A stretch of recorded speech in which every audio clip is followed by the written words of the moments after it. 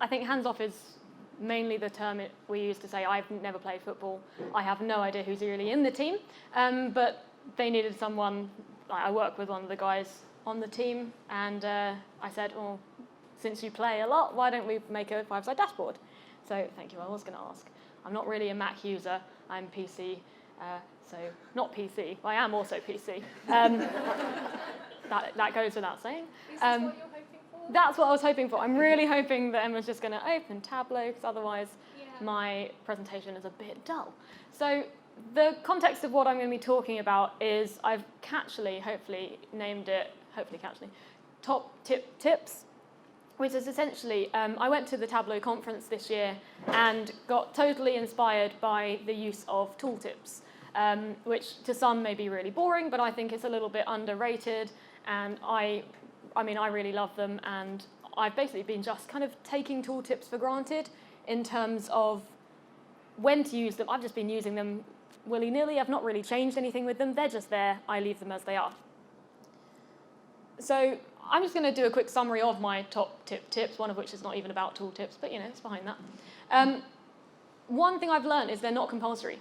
You do not have to always leave your tooltips on for every single chart you make. And I think that's been a bit of a revelation for me, because sometimes they're just a bit boring. Essentially, if it's not going to add anything, don't include it. It's just cluttering up your dashboard. A lot of my stakeholders do not my football guys, obviously, they're really good at using my dashboard.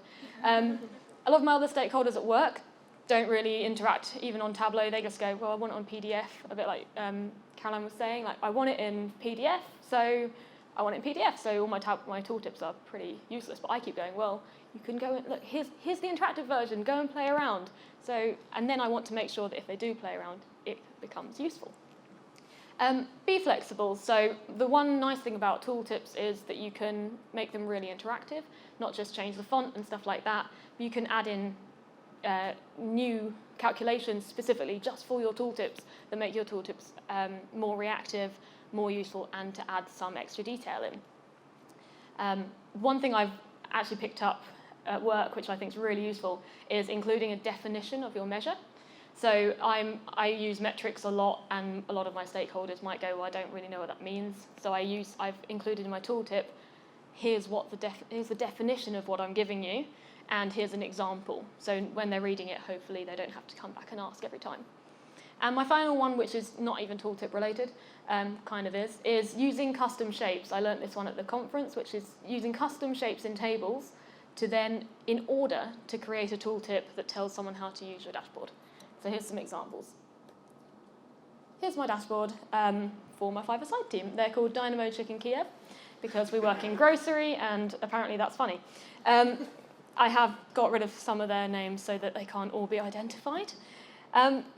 So in order to explain some of these, so I've got tooltips turned off on various ones of these. Like this graph, I mean, it's just a running total. It's not really very interesting. If I was to put a tooltip on here, it would say in week 5, this person, like the overall team, awarded like 32 points, so, or however many that is, 29 points. It's not overly interesting. And then, in week 16, the running total was 400 points. That's pretty boring. And I've done the same. I've switched off the tooltips on my weekly winners just because it's kind of obvious that Shirts won in week 3 and we didn't play in week 7. Apparently they forgot to book the pitch. And in week 12, the Bibs won. And like these kind of things are quite boring, but then I've got, okay, this is just a sentence one. Playing as a Bibs team, the win rate is 33%. And playing as a Shirts team, the win rate is 53%. So that's one that changes.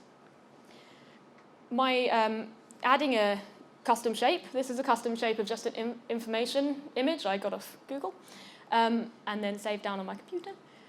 This is just select a player name to filter the view and see that player's stats. I've got another one here on the beer, because really importantly, the beer fund is £158. People like to know that. And I guess one of the biggest ones I've changed is on my player rankings and my player stats. So this is just an indication. I've got extra calculated metrics in here to count how many times someone has been man of the match, how many times that person's been captain's pick, because this is the points regarding that, but it doesn't tell you what the breakdown is within that. And then kind of in terms of the filtering, we argue over how we rank players. I personally go for total points because then it encourages players to actually play. And then it's essentially if one of the players is on the dashboard and they see select a player name. So we go on Tom, who is our vice captain, and then you can see how Tom has performed, which teams he's in, and whether he's won or lost. And Tom is an average player, pretty standard. Let's find someone who's really naff. Oh, Matt's also pretty.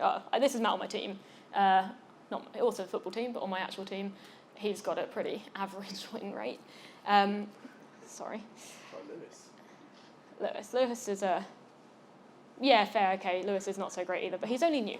But yeah, so we give him that. So this is the kind of thing you can do with tooltips. So essentially, my tips are to do with just don't overuse them. Use them only when they're necessary. Try to add as much detail as you can, because that really kind of enhances what you're showing people.